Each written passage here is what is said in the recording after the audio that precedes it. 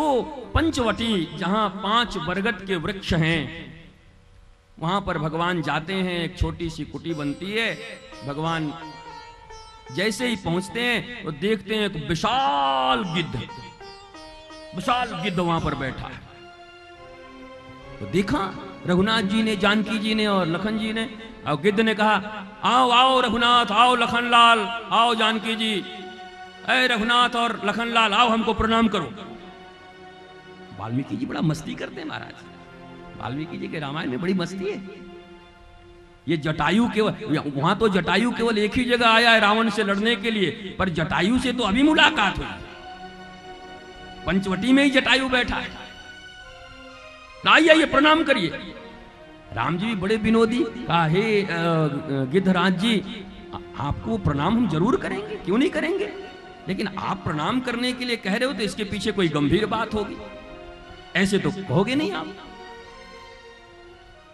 तो जटायु जी कहते हैं, हाँ गंभीर बात है, हम तुम्हारे पिता के मित्र हैं और सबसे अच्छे मित्र हैं, और ये भी बता दूं कि मैं तुम्हारा पिता हूं।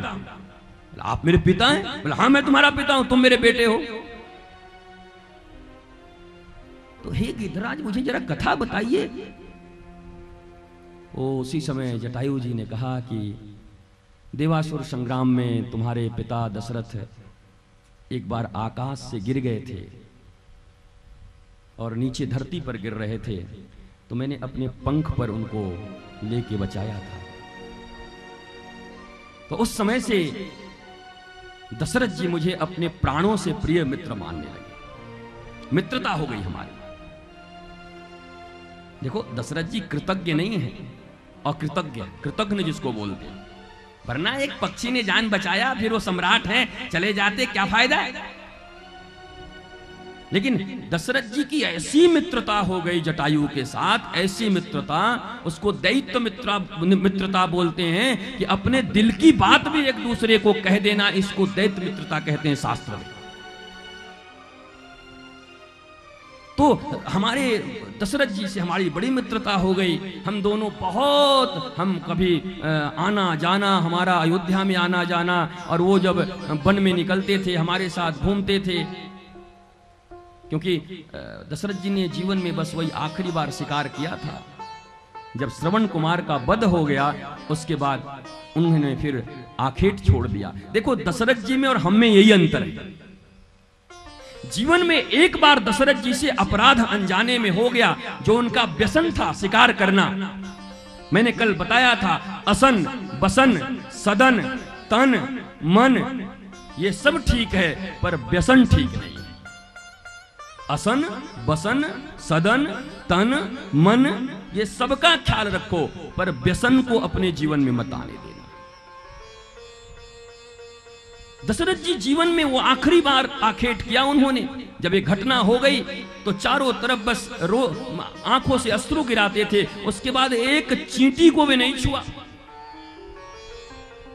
ये तुम कहोगे दशरथ जी भी तो शिकार करते थे, हाँ करते थे, पर सज्जनों के जीवन में कोई एक घटना घट जाती है, दुर्घटना घट जाती है, तो उसके बाद उनके जीवन में व्यापक परिवर्तन आ जाते हैं। और हम जैसे दुर्जनों के जीवन में रोज घटनाएं घटती रहती हैं, लेकिन हम वही काम फिर करते हैं। आज जो हमने पाप किया, कल फिर वही करते हैं। यही अंतर है दशरथ जी और हम में, ज्यादा अंतर नहीं है। कहां हमारी मित्रता हो गई दशरथ जी से। दशरथ जी हमारे मित्र हो गए। और हे रघुनाथ जी, एक दिन बड़े दुखी थे, आंखों में आंसू था, और कहते हैं, मित्र जटायु तुमसे क्या छिपाना, सब कुछ है हमारे पास, पर हमारा कोई संतान ही नहीं, क्या होगा अयोध्या का। और मुझे भी बड़ी दया आ गई अपने मित्र के ऊपर, क्या करूं, कैसे मदद करूं। तो हमारे चचेरे भाई हैं गरुड़ जी। गरुड़ जी नारायण के वाहन हैं। गरुड़ जी का काम है बैकुंठ में अपने पंखों के द्वारा चारों वेदों का ध्वनिगान करते रहे। सामवेद, अथर्ववेद, ऋजुवेद, ऋग्वेद, पंख से वेदों की श्रुतियां, पंख से वेदों की ध्वनि निकलती है गरुड़ जी की।